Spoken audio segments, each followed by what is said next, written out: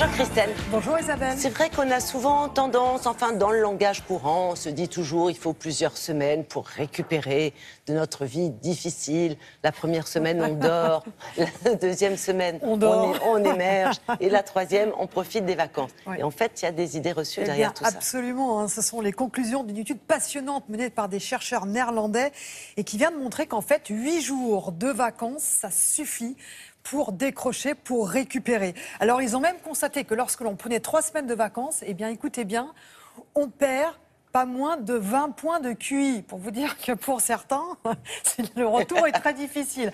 Alors, 20 points de QI, évidemment, on les reprend, c'est une perte temporaire. Mais c'est vrai que, eh bien, on ne travaille plus intellectuellement et c'est dur d'y s'y remettre. Bref, il existe une durée optimale pour bien récupérer et pour profiter pleinement de ces vacances. Et ça correspond à une tendance actuelle. C'est vrai qu'avant, les Français prenaient en moyenne dans les années 70, et absolument, oui, 3 semaines de vacances dans les années 70. Et aujourd'hui, la durée moyenne du congé, eh bien, c'est 12 jours. Alors pourquoi c'est suffisant de décrocher en 8 jours? Voici quelques éléments de réponse en images.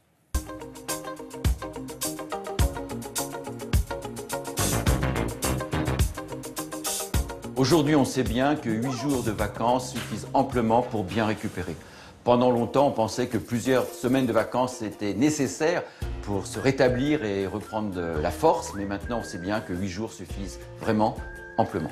On a de nombreux arguments scientifiques pour établir la réalité de ces 8 jours. Tout d'abord, des éléments biologiques.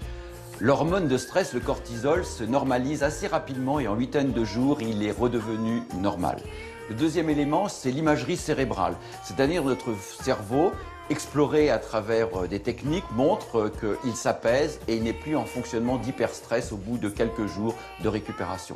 Et puis le troisième élément, ce sont des éléments physiologiques. Le sommeil se rétablit, les fonctions digestives et même immunitaires retrouvent un fonctionnement beaucoup plus normal que sous l'effet du stress. Alors ces 8 jours de vacances, il va falloir évidemment les bien utiliser de manière à donner le maximum d'effets de récupération. Tout d'abord, ce n'est pas du tout l'inaction. L'inaction, ne rien faire, n'est pas la meilleure façon de récupérer. Il faut agir, il faut se faire plaisir. Des activités plaisantes sont extrêmement importantes. Il faut aussi retrouver un peu de contrôle sur son environnement. Pendant le travail, on est obligé de faire des choses. Là, on choisit de faire. C'est différent que de subir. Et puis aussi, un des éléments importants, c'est de ne pas rentrer dans de la compétition, de lâcher prise. Par exemple, se détendre en faisant une partie de tennis et pas essayer de gagner à tout prix parce que la performance, ça c'est le monde du travail et c'est ça qui souvent vous épuise. Il faut aussi savoir se déconnecter de ses smartphones, de ses tablettes, de son ordinateur. Alors la déconnexion totale n'est des fois pas complètement possible dans certaines activités, mais en tout cas la limiter cette connexion à une partie seulement de la journée, 1 heure le matin ou 1 heure le soir, mais pas plus.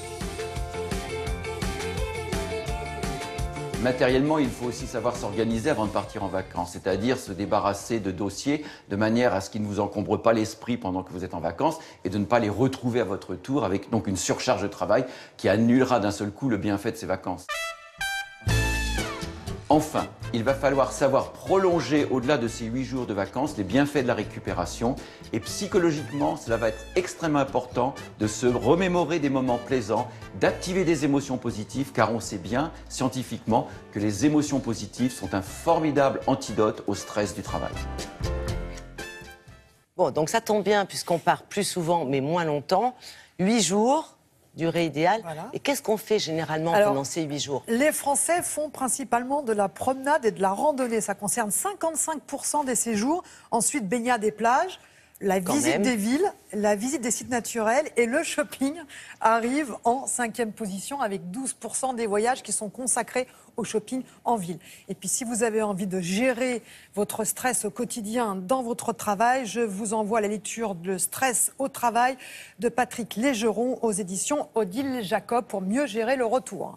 Voilà, on découvre le livre à l'image, donc on pourra gérer le retour. Et voilà, très important. Plus on part, plus c'est difficile de s'y remettre. Les émotions positives, c'est-à-dire quand vous revenez, de temps en temps, vous vous replongez dans vos émotions positives de vos vacances.